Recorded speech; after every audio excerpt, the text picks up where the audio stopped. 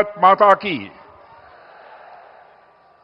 अंतर्राष्ट्रीय जगत में भारत की प्रतिष्ठा बढ़ाने वाले भारत के यशस्वी प्रधानमंत्री आदरणीय नरेंद्र मोदी जी और उत्तर प्रदेश की राज्यपाल माननीय आनंदीबेन पटेल जी और उत्तर प्रदेश के कर्मठ, क्रियाशील, यशस्वी मुख्यमंत्री श्री योगी आदित्यनाथ जी, भारतीय जनता पार्टी के नवनियुक्त प्रदेश अध्यक्ष श्री पंकज जी चौधरी, उत्तर प्रदेश के उप मुख्यमंत्री केशव मौर्य जी और दूसरे उप मुख्यमंत्री श्री ब्रजेश जी पाठक, यहां मौजूद मेरे सभी सम्मानित बहनों भाइयों, सबसे पहले अंतर्राष्ट्रीय जगत में भारत का मस्तक ऊंचा करने वाले भारत के यशस्वी प्रधानमंत्री का मैं अपनी तरफ से और आप सभी बहनों भाइयों की तरफ से हार्दिक अभिनंदन करता हूं, उनका मैं स्वागत करता हूं।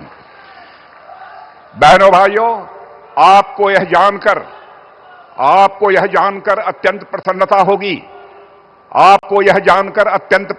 होगी कि हमारे प्रधानमंत्री जी, जिनको कि अंतर्राष्ट्रीय जगत में भारत को जहां ख्याति दिलाई है, भारत का मस्तक ऊंचा किया है, वहीं पर हमारे प्रधानमंत्री एक ऐसे राजनेता हैं जिन्हें दुनिया के 29 देशों का जो सर्वोच्च सम्मान होता है वह सर्वोच्च सम्मान प्राप्त हुआ है।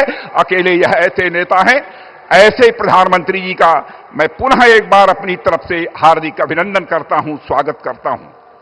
आज इस पावन अवसर पर श्री श्यामा प्रसाद जी मुखर्जी, पंडित दीनदयाल जी उपाध्याय और श्रद्धेय अटल जी की मूर्तियों का अनावरण आदरणीय प्रधानमंत्री जी के कर कमलों से हो रहा है।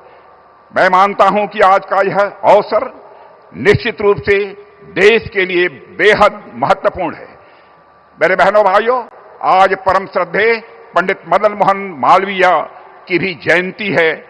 इस मंच से उन्हें स्मरण करते हुए उनकी स्मृति को मैं नमन करता हूं। साथियों, पिछले एक दशक में हमारा देश जिन मंत्रों के साथ आगे बढ़ा है, उनमें हमारे प्रधानमंत्री जी के द्वारा दिया गया एक महत्वपूर्ण मंत्र है, अपने महापुरुषों और अपनी विरासत का स्मरण करना, उन पर गौरव की अनुभूति करना तथा उनके प्रति सम्मान और उनका संरक्षण। इसी सोच से प्रभावित होकर इस प्रेरणा स्थल में भारत के 3 ऐसे महापुरुषों की भव्य प्रतिमाएं स्थापित की गई हैं जो प्रेरणा के मूर्त स्वरूप हैं और जिन्होंने आजाद भारत को सम्मान, स्वाभिमान और एक नई पहचान दिलाने का काम किया है। मैं उत्तर प्रदेश के मुख्यमंत्री श्री योगी आदित्यनाथ जी को हार्दिक बधाई देता हूं कि जिन्होंने इस प्रकार का एक शानदार राष्ट्र प्रेरणा स्थल उत्तर प्रदेश की राजधानी लखनऊ में स्थापित करने का काम किया है। इनमें से पहला नाम है डॉक्टर श्यामा प्रसाद जी मुखर्जी, जिन्होंने कि भारत की एकता और अखंडता को सुनिश्चित करने के लिए लंबा संघर्ष किया था और साथ ही एकता और अखंडता को सुनिश्चित करने के लिए जम्मू कश्मीर, जिसको धारा 370 के तहत एक विशेष अधिकार प्राप्त था, विशेष दर्जा प्राप्त किया था, उस धारा 370 को समाप्त करने के लिए अपना प्राणों का बलिदान देने का काम किया था। उनके उस संकल्प को भी आजाद भारत में पूरा करने का काम यदि किसी ने किया है तो हमारे प्रधानमंत्री आदरणीय नरेंद्र मोदी जी ने किया है। मेरे बहनों भाइयों, आजाद भारत में यदि हमारे सामने सबसे बड़ी दार्शनिक अवधारणा एकात्म मानववाद और अंत्योदय, इसका विचार प्रस्तुत करने का काम किसी ने किया है तो पंडित दीनदयाल जी उपाध्याय ने किया है।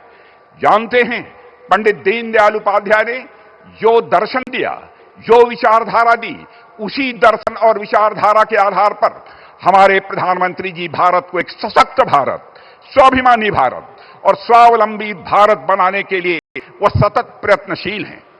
पंडित दीनदयाल जी उपाध्याय का मानना था, व्यक्ति केवल धन प्राप्त करने से सुखी नहीं हो सकता है। व्यक्ति को धन के साथ उसके मन के अंदर की सबसे प्रखर भावना होती है मान, सम्मान, स्वाभिमान, उसकी भी चिंता की जानी चाहिए। और तन, मन, बुद्धि, हर व्यक्ति शिक्षित होना चाहिए, हर व्यक्ति ज्ञानी होना चाहिए और साथ ही साथ आत्मा के सुख के लिए भी परमात्मा का भी वह स्मरण करे, परमात्मा के साथ अपना तादात्म्य स्थापित करे। यह पंडित दीनदयाल उपाध्याय की एक सोच थी।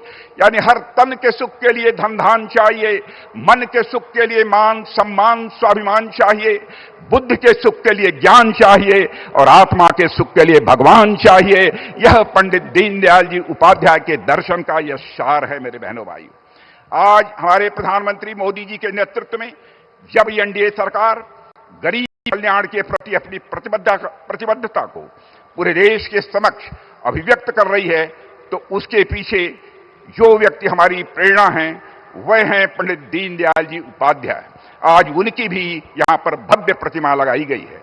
भारत के पूर्व प्रधानमंत्री अटल बिहारी वाजपेयी का किसी से परिचय कराने की आवश्यकता नहीं है। लखनऊ संसदीय निर्वाचन क्षेत्र के लोग उनसे कितने घुले मिले थे इसके भी बताने की कोई आवश्यकता नहीं है।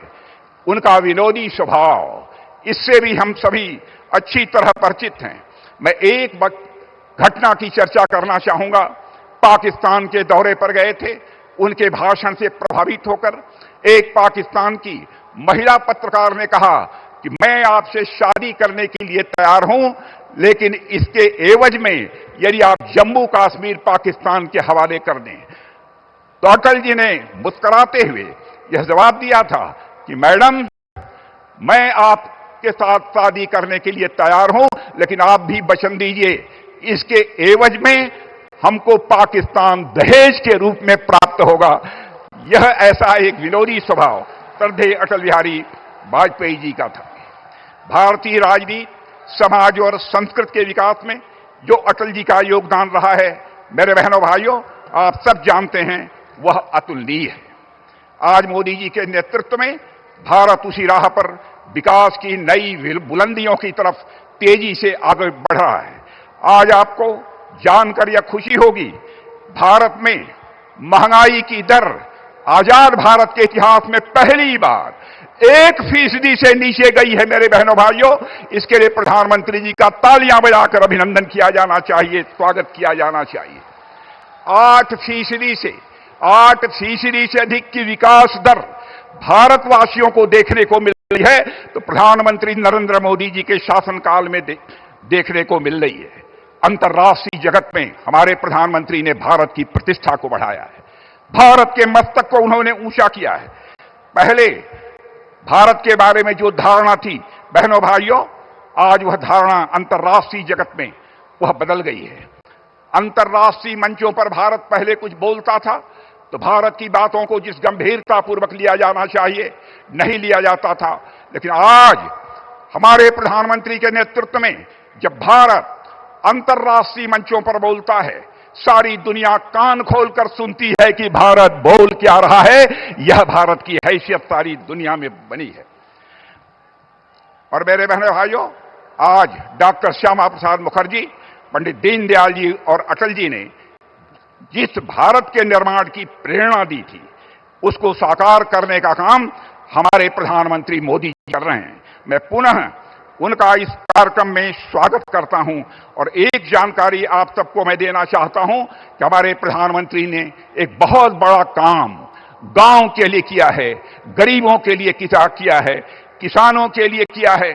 पहले जो मनरेगा था उसमें तरह तरह की धांधली होती थी, उसके स्थान पर उन्होंने विकसित भारत जी राम जी का एक नया विधेयक संसद में पारित किया है। मेरे बहनों भाइयों, जहां हमारे श्रमिकों को पहले 100 दिन का काम मिलता था, अब 125 दिनों का काम हमारे श्रमिक भाइयों को मिलेगा। मेरे बहनों भाइयों, और साथ ही साथ अस्थायी बुनियादी ढांचों का विकास भी गांव में होगा। इसके लिए भी मैं आप सभी से अनुरोध करना चाहता हूं कि तालियां, हाथ ऊपर उठाकर तालियां बजाकर प्रधानमंत्री का अभिनंदन किया जाना चाहिए, उनका स्वागत किया जाना चाहिए। और आज यहीं पर अपनी बात समाप्त करने से पहले मैं भारत के प्रख्यात मूर्तिकार राम सुतार जी के प्रति भी अपनी श्रद्धांजलि अर्पित करता हूं। और साथ ही मंटू राम जी ने यहां पर जो 2 प्रतिमाएं बनाने का काम किया है, उनके प्रति भी अपना सम्मान व्यक्त करते हुए यहीं पर बहनों भाइयों मैं अपना निवेदन समाप्त करता हूं। आप सबको बहुत बहुत धन्यवाद।